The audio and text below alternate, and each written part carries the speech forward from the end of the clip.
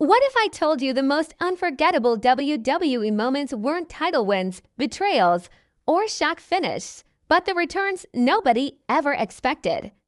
Tonight, we're counting down the comebacks that blew the roof off arenas, shattered the internet, and left millions of fans speechless. From legends who disappeared for years to superstars who walked back in at the exact moment nobody saw coming. Number 3 alone will give you chills. Get ready because these are the top 10 returns nobody saw coming. Welcome back to the channel, wrestling fans.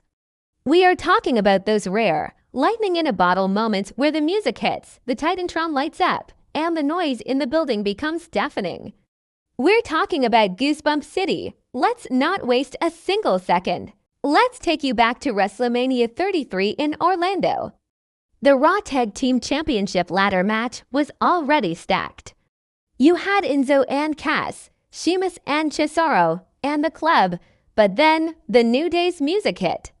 The hosts of WrestleMania walked out, teasing a surprise entry. The crowd was confused.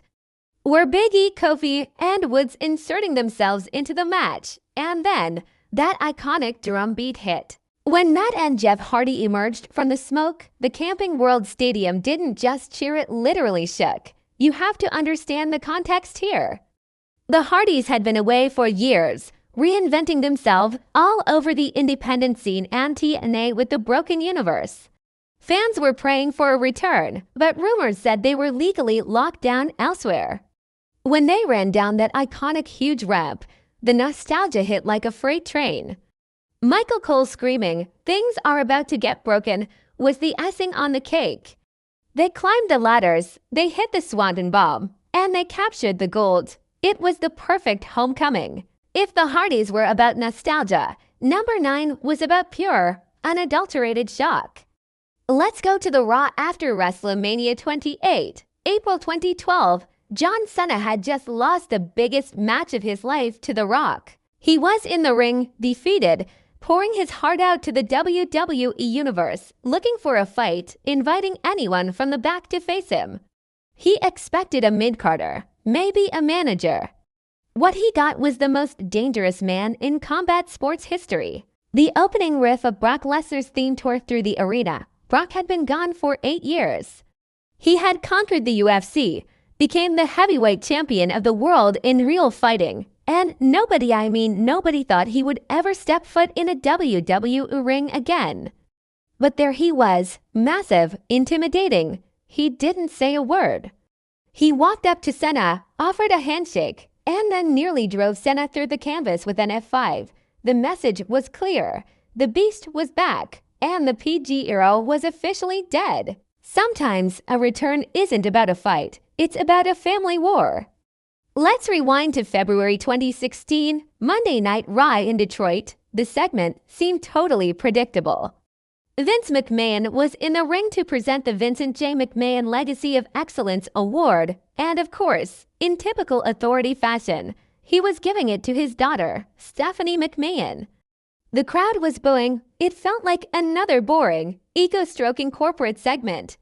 Stephanie started her acceptance speech, thanking her dad, soaking in the heat. It was the perfect setup for a distraction, but nobody knew who would interrupt. Then, the speakers hit a sound we hadn't heard in 7 years. Shane McMahon, the prodigal son. He had legitimately resigned from WWE years prior to pursue business ventures in China. He was gone, off the grid. When he walked out, looking a little older, with gray in his hair, the Detroit crowd absolutely lost their minds. This wasn't just a cameo. Shane O'Mac was back to challenge his father and sister for control of Raw. The shock on Vince's face was real, and the energy in that building proved that the WWE Universe never forgets a legend. If Shane's return was a shock to the system, number 7 was a shock to the entire entertainment world.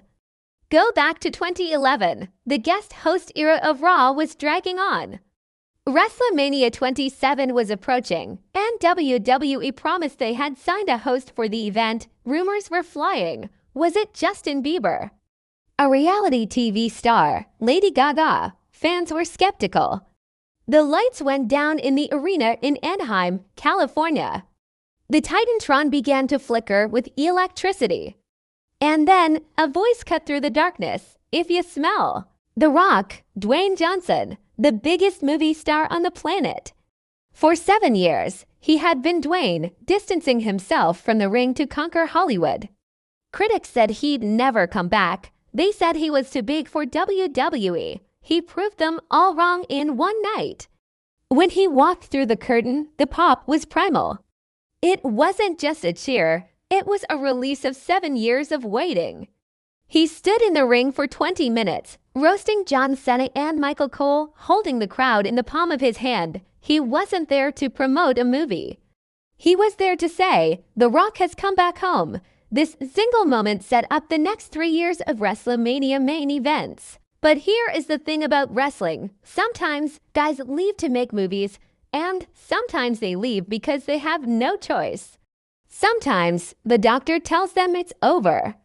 Up next, we are entering the emotional territory. We are talking about the returns that defied medical science. The returns that made grown men cry in the stands. In 2011, Adam Copeland, known to the world as Edge, stood in the center of the ring on Raw and delivered the most heartbreaking speech in WWE history. He wasn't retiring because he wanted to. He was retiring because doctors told him if he took one more bad bump, he might end up in a wheelchair. Spinal stenosis. It was a death sentence for his career. For 9 long years, the rated R superstar was gone. Fast forward to the 2020 Royal Rumble.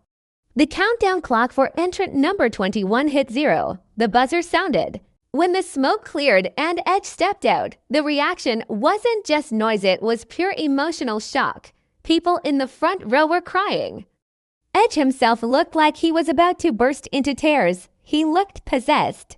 He ran down the ramp, hit the ring, and delivered a spear that defied every doctor's report from the last decade. It remains, arguably, the greatest Royal Rumble surprise of all time because it was physically impossible, until it wasn't. While Edge returned from injury, number 5 returned from a war he started. Let's talk about Cody Rhodes. When Cody left WWE in 2016, he was stuck in the painted face of Stardust, a lower card joke. He didn't just leave, he scorched the earth. He traveled the world, bet on himself, and literally helped create the biggest competition WWE had seen in 20 years, AEW. He smashed Triple H's throne. He was the enemy. The idea of Cody Rhodes returning to Vince McMahon's ring was laughable. Then came WrestleMania 38. Seth Rollins was in the ring, waiting for a mystery opponent of Mr. McMahon's choosing. The stadium in Dallas went dark. A hush fell over the crowd. When the American Nightmare logo flashed on the screen and Cody rose from the floor on the elevator, the internet melted down. This wasn't Stardust. This was the AEW version of Cody neck tattoo, entrance music, pyro, and all. It was a paradigm shift. It signaled that the war was changing. The crowd sang every word of his theme song, and in that moment, the man who left as a mid-carder returned as the biggest babyface in the industry. We are entering the deep waters now. This is where the energy shifts from excitement to pure disbelief. Coming in at number 4, we have the moment the head of the table finally looked like he had seen a ghost. Cast your mind back to Money in the Bank 2021. This was the peak of the Roman Reigns tribal chief era. He had just smashed Edge in the main event. He grabbed the microphone, stood tall, and demanded the entire world acknowledge him. And for a moment, it felt like nobody was left to challenge him. The roster was depleted. He was untouchable. But then, the static crackled over the speakers. The phrase "time is up" flashed on the screens, and the opening trumpets of the time is now blasted through the arena. John Cena was back. The reaction wasn't just loud, it was frantic. Cena hadn't been seen in a WWE ring for a long time, and certainly not to challenge this version of Roman Reigns. When Cena sprinted down that ramp and threw up the "you can't see me" gesture in Roman's face, the tribal chief didn't look angry. For the first time in years, he looked worried. This wasn't just a return.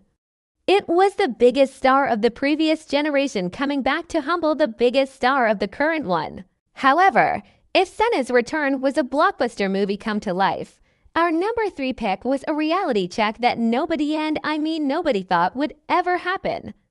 This is the moment hell officially froze over.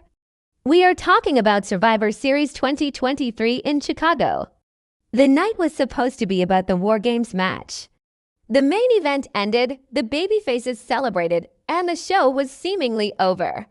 The copyright logo literally appeared in the bottom corner of the screen. That is the universal sign for turn off your TV, go to bed. Fans in the arena were actually putting on their coats and turning toward the exits. Then the static hit again, but it wasn't Senna's static. It was the opening riff of Cult of Personality. CM Punk was back in WWE.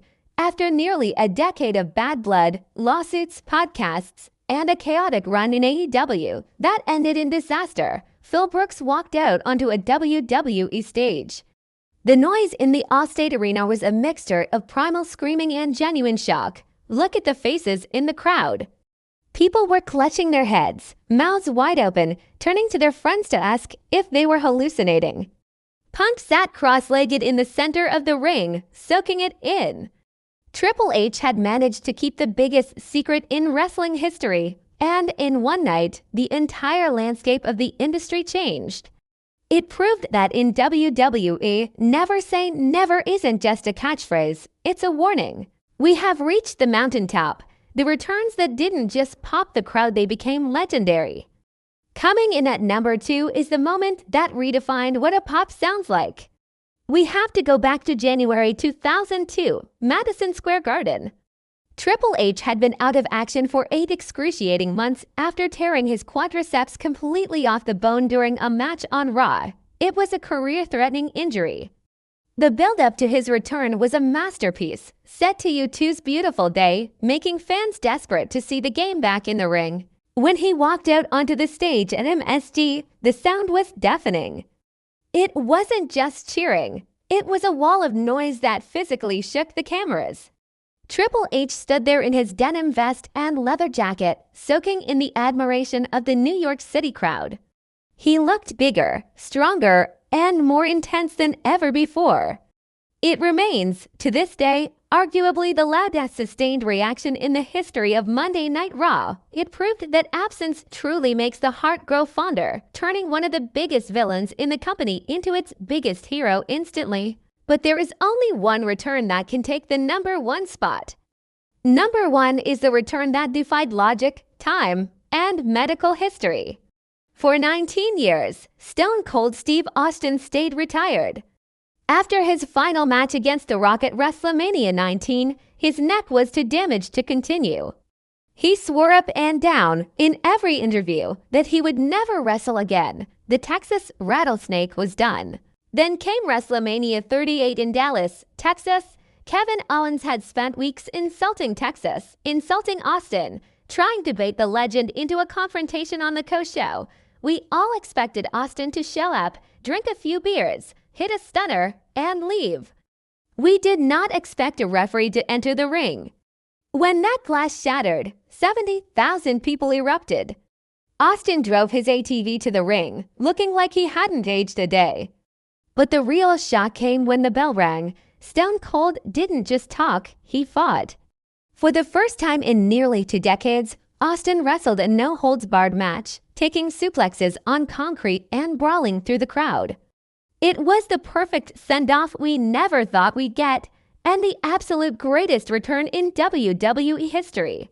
These moments are why we watch. We endure the bad storylines and the boring matches just for that split second when the music hits, the lights go down, and the impossible happens right in front of our eyes.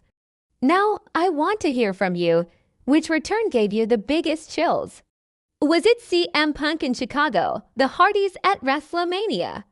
Or did we miss someone massive like The Undertaker? Let me know in the comments below. If you enjoyed this trip down memory lane, smash that like button and make sure you are subscribed with notifications on so you never miss an upload.